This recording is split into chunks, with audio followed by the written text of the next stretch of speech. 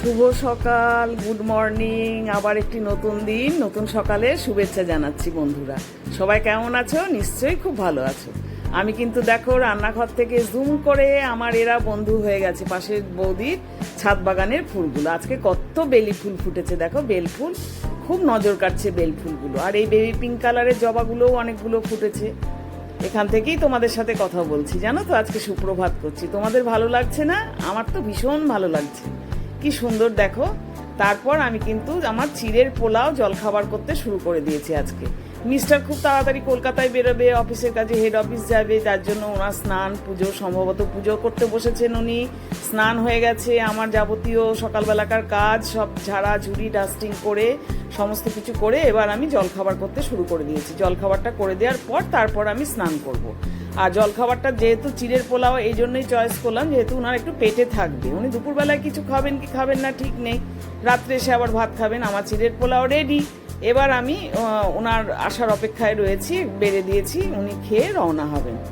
তারপর দেখো আবার লাঞ্চে রান্নাঘরে ঢুকে পড়েছে। আজকে ঠিক করলাম রাত্রিবেলায় এসে তো উনি ভাত খাবেন, আর প্রচণ্ড রোদ গরম জানো তো। সে গোটা জিরে বাড়িতে রয়েছে, গোটা গোলমরিচ বাড়িতে রয়েছে, আর যে মাছ রয়েছে কাতলা মাছের টুকরোগুলো সেগুলো সবটা করে ফেলবো। আর শিলে বাটবো আমি মশলাটা। শিলে বাটা খুব ভালো জানো, শিলে বাটায় ওই জিরে দিয়ে গোলমরিচ দিয়ে ঝোলটা করব, পেঁয়াজ টেঁয়াজ কিচ্ছু দেবো না। হালকা করে রাত্রিবেলা এসে উনি ভাত খাবেন, এই হালকা মাছের ঝোল আর কিছু করব, তার সাথে উনি ভাত খাবেন। হ্যাঁ, সেই জন্য আমি শিলে বাটছি। আর যে শিলে বাটা ভীষণ ভালো, ডক্টর বলেছিলেন। আমার বড় মাসির একবার শরীর খুব খারাপ হয়েছিল, প্যারালাইজড মতন হয়ে গিয়েছিল, একটা দিক বাঁ দিক একটা দিক অবশ হয়ে গিয়েছিল। তারপর যখন ধীরে ধীরে উনি সুস্থ হন, খুব বড় ডাক্তার, উনি বলেছিলেন যে মশলা বাটবেন, হাতগুলোকে সচল রাখার জন্য ওই শিলনোড়ায় মশলা বাটবেন। আর শিলনোড়ায় মশলা বাটলে হাতগুলো আমাদের ওই আর্মসের জায়গাগুলো খুব মোটা মোটা হয়ে যায়, সেগুলো কিন্তু অনেকটা কন্ট্রোলে থাকে।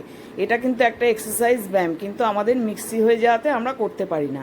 আর আমি তো এবার যেখানে ছিলাম বা আছি, হয়তো চলেও যাব সেখানে, হাওড়ার ইয়েতে কোয়ার্টারে, সেখানে তো শিলনোড়া নিয়ে যেতে ভুলেই গিয়েছি, মানে নিয়ে যাওয়াই হয়নি ইচ্ছে করে। সেখানে মিক্সিতেই বাটা হয়, গুঁড়ো মশলা ব্যবহার করা হয়। শিলনোড়াটা ব্যালকনিতে পড়ে রয়েছে, এখানেই ব্যালকনিতে পড়ে রয়েছে ওই শিলনোড়াটা। তোমাদের দেখাবো, দেখো একদিন এতে ব্যালকনিতে পড়ে রয়েছে। এক জায়গায় দুটো শিল নাকি রাখতে নেই, ওই জন্য ভেতরে রাখিনি, ওটা ব্যালকনিতেই রয়েছে। দেখো আমার বাটা হয়ে গেল বেশ মোলায়েম করে, কোনো পেঁয়াজ বাটা নয়, গরম মশলা বাটা নয়, প্লেন পাতলা পাতলা এই বাটা মশলা দিয়ে মাছের ঝোল করব।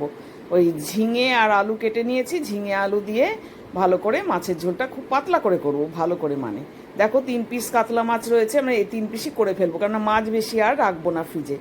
খুব গরম পড়েছে জানো তো আমাদের এখানে। দেখো ঝিঙে আলু কেটে ফেলেছি, ঝিঙের পরিমাণ বেশি, আলুর পরিমাণটা খুব কম। এটা দিয়েই করব রান্না যথারীতি। তার পর্ব চলছে আমার। আর আমার জন্য কি করেছি জানো, দেখো ভাত ভাজা। দুপুরবেলায় আমি একা খাবো তো, গত রাতেও উনি গিয়েছিলেন, গতকালও উনি বা হেড অফিসে, যার জন্য রাত্রিবেলায় ভাত খেয়েছিলেন। সেই ভাত কিন্তু অনেক বেঁচে গিয়েছে। মানে রাতের খাওয়া দিনের খাওয়ার মধ্যে আমাদের অনেক তফাৎ আছে। আমরা দিনের বেলায় যে পরিমাণ খাই, রাতে সে পরিমাণ খেতে পারি না। এবার ভাত ভাজাটা আমার হাজব্যান্ড খুব একটা খান না, হ্যাঁ, কোনোদিন করি না, খুব কম করলে পরে হয়তো ওনাকে 2 চামচ জাস্ট টেস্ট করতে দিই।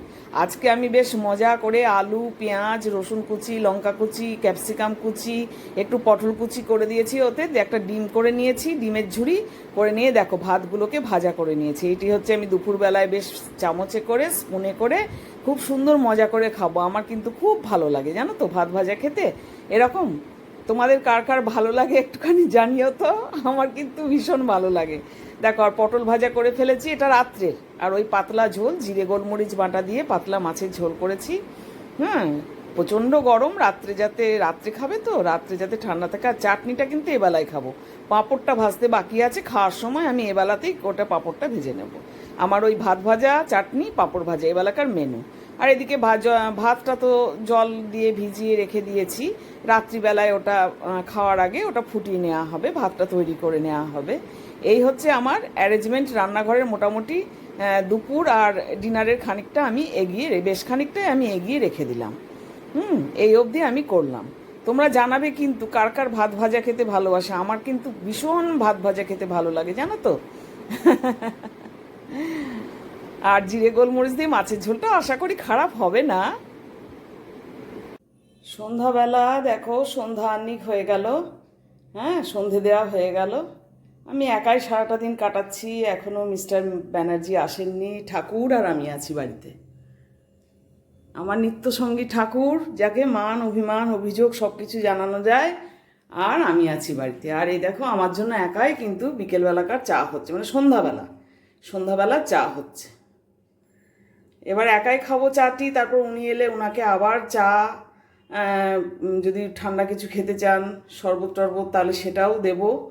হ্যাঁ, ঠান্ডা করব মানুষকে, সারাদিন রয়েছে বাইরে। যে কাপ প্লেট নিয়ে নিয়েছি, চাটা খেয়ে নেবো এবার ছেঁকে নিয়ে। হ্যাঁ, তোমরাও সবাই চা খাওয়া হয়ে গেছে কাউরির। কাউরির হয়তো খাচ্ছ, কেউ কেউ এখন চা খাওয়ারই সময়। এখন 6:30 বাজে ঘড়িতে, সন্ধ্যা 6:30। বন্ধুরা, তাহলে শেষ পর্যন্ত কিন্তু আজকে এই প্রথম আমি তোমাদের সামনে ক্যামেরায় এলাম। হ্যাঁ, ভেবেছিলাম যে হয়তো আজকে আসবো না ক্যামেরার সামনে, কারণ আমার মনটা বিশেষ ভালো নেই, জানো তো।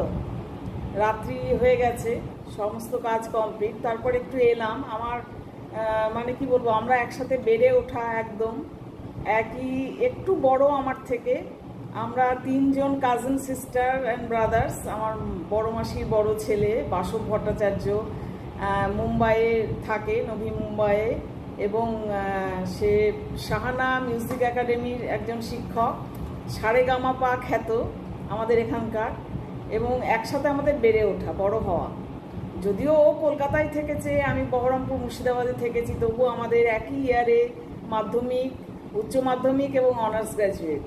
আমরা একই ইয়ারের, একই সাথে আমাদের বেড়ে ওঠা। ও সাউথ পয়েন্টে পড়েছে, তারপর গোয়েঙ্কা থেকে অনার্স করেছে, অ্যাকাউন্টেন্সি অনার্স ছিল। তারপর মিউজিক নিয়ে ও পড়াশোনা করেছিল। মিউজিক নিয়ে পড়াশোনা করে ও মুম্বাইয়ে সেটেলড হয়েছিল, এবং এখন বর্তমানে শাহানা মিউজিক একাডেমি শিক্ষক ছিলেন এবং সারেগামাপা খ্যাত। বহু কিছু ছবি যদি পারি আমি এডিটিং করে তোমাদের সামনে আনবো। ও জানো, এই গত বৃহস্পতিবারে, মানে গত লাস্ট বৃহস্পতিবার, আগের বৃহস্পতিবারে ও আমাদের সবাইকে ছেড়ে চলে গেল। কলকাতায় এসেছিল, এই সময় করে আসে ও কলকাতায় ফ্যামিলি নিয়ে, এই সময় করে আসে। ওর একটি মেয়েটির নাম বাহার। বাহার একটি রাগের নাম, গানের, সে গানের নাম বাহার, সেই অনুযায়ী ওর নাম বাসব ভট্টাচার্য। আমার দাদা বলি, পিঙ্কুদা, কিন্তু আমরা 1-1.5 বছরের বড় হবে আমার থেকে। একই সাথে পড়াশোনা করা, বেড়ে ওঠা। কলকাতায় এসেছিল এবং ও শ্বশুরমশাই খুব অসুস্থ হয়েছিল, তাকে সারানোর জন্য এসেছিল। তার ট্রিটমেন্ট নিয়ে তিনি নার্সিংহোমে ভর্তি ছিলেন। তারপর ম্যাসিভ স্ট্রোক হয়ে যায়, সঙ্গে সঙ্গে হার্ট অ্যাটাক, সঙ্গে সঙ্গে, মানে সময় দেয়নি, একদমই সময় দেয়নি। আর মেয়েটি তো জাস্ট অনার্স নিয়ে কেবল পড়ছে, পড়াশোনা করছে। মেয়েটিও ছোট, বাহার, যে বড় হয়ে যে দাঁড়িয়ে গেছে তা নয়, ছোটই বলবো আমরা। ওর মিসেস, ওর বিয়ে সেই দিন হলো, সব চোখের সামনে ভাসছে, শুনে তো একদম অবাক। গত রাতে আমার আর এক কাজিন সিস্টার ফোন করে আমায় জানালো, নতুন বছরে একটা খুব খারাপ সংবাদ দিচ্ছি দিদি, পিঙ্কুদার আমাদের মধ্যে নেই। মানে বাসবের ডাক নাম পিঙ্কুদা। আমি তো চমকে উঠেছি। বেশি 56 বছর, 56 এজ, 56 জাস্ট কমপ্লিট করেছে। হ্যাঁ, অবাক হয়ে গিয়েছি। এবং খুব 6 ফুটের ওপর লম্বা, 6 ফুট 3 ইঞ্চি মতন লম্বা, খুব পেটা চেহারা ছিল, ভীষণ সুন্দর মেদবিহীন চেহারা। কিন্তু এরকম যে হয়ে যাবে, হার্টে নিশ্চয়ই ব্লকেজ টকেজ ছিল, এটা ভাবতেও পারা যাচ্ছে না। আবার এক সময় ভাবছি যে আমাদের একটা লাইন তৈরি হয়ে গেল, ও সব টপে রইলো আমাদের জেনারেশনে। আমরা এতদিন আমাদের মা, বাবা, কাকা, মাসি, পিসি, এদের নিয়ে, জেনারেশনটা নিয়ে চিন্তা করতাম, তো যোগ বিয়োগের হিসাবটা করতাম। এবার ও কিন্তু টপে থাকলো আমাদের লাইনে, আমাদের জেনারেশনে। আমাদের একটা লাইন তৈরি করে দিল, তাই না? অলরেডি 56 এজে ও আমাদের ছেড়ে চলে গেল। ওর আত্মার শান্তি কামনা করি, যেখানেই থাকুক ভালো থাকুক, সুস্থ থাকুক। কিন্তু ভুলতে পারছি না, মনে পড়ছে সবসময়তে। এবং হোয়াটসঅ্যাপে যথেষ্ট যোগাযোগ ছিল আমার সাথে, কথাবার্তা। আমাদের একটা গ্রুপ রয়েছে ভাই বোনেদের, সেখানে খুব ভালো অ্যাক্টিভ ছিলাম আমরা সবাই। ওর মিউজিক নিয়েই ও থাকতো, মিউজিক নিয়ে পড়াশোনা করতো এবং বলেছিল বহরমপুর আমাদের দেশের বাড়ি, SIR এর কাজে আমার বড় মাসির বার্থ সার্টিফিকেট এ সমস্ত তো বহরমপুর মিউনিসিপ্যালিটির আন্ডারে, ওসব নিতে ওকে যেতে হবে বহরমপুর। আমার ছোট মাসিকে বলেছিল এই মে মাসে যাওয়ার কথা। এই সময় করেও প্রতিবারই আসি কলকাতায়।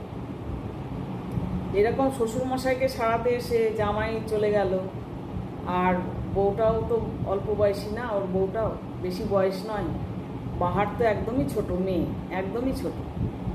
তো এইগুলো চিন্তা করতে করতে সারাদিন কাজে কমে ভালো লাগছিল না, একটু সুপ্রভাত করতে গুড মর্নিংও এই ব্লগটিতে তোমাদের সাথে করতে ইচ্ছে হয়নি, ভালো লাগেনি একদম। কিন্তু রাত্রিবেলা একটু এলাম, তোমাদের সাথে একটু শেয়ার করলাম মনের কথা।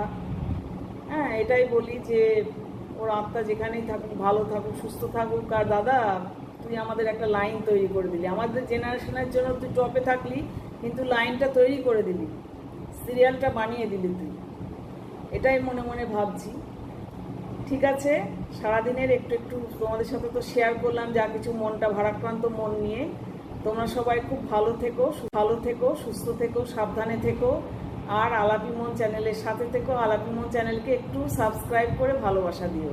সাবস্ক্রাইব করতে তো টাকা পয়সা লাগে না, মনের ভালোবাসা দিয়ে সাবস্ক্রাইব করা যায়। অনেকে হয়তো ভেবে থাকতে পারো সাবস্ক্রাইব করলে হয়তো টাকা কেটে নেবে বা টাকা লাগবে, তা কিন্তু নয়। সাবস্ক্রাইব করতে কোনো টাকা পয়সা লাগে না, জাস্ট একটা ভালো লাগা, ভালোবাসা চ্যানেলটিকে। হ্যাঁ, একটু সাবস্ক্রাইব করো আর বেল আইকনটি প্রেস করে রেখো। ব্লগ ভিডিওগুলি দেখো আমার, একটু লাইক কমেন্ট করো। ঠিক আছে, ইচ্ছে হলে শেয়ার করে দিও। তাহলে আজকে এখানেই গুড নাইট করে দিচ্ছি, তোমরা একটু পাশে থেকো। টাটা। বাসব রয়েছে আমার দাদা লোপামুদ্রার সাথে, সঙ্গীত শিল্পী, তার মেয়ে বাহারের সাথে রয়েছে, সঙ্গত করছে। মেয়ে বাহারের সাথে ফাংশনে সঙ্গত করছে। এই যে বাসব, ভালো থেকো তুমি।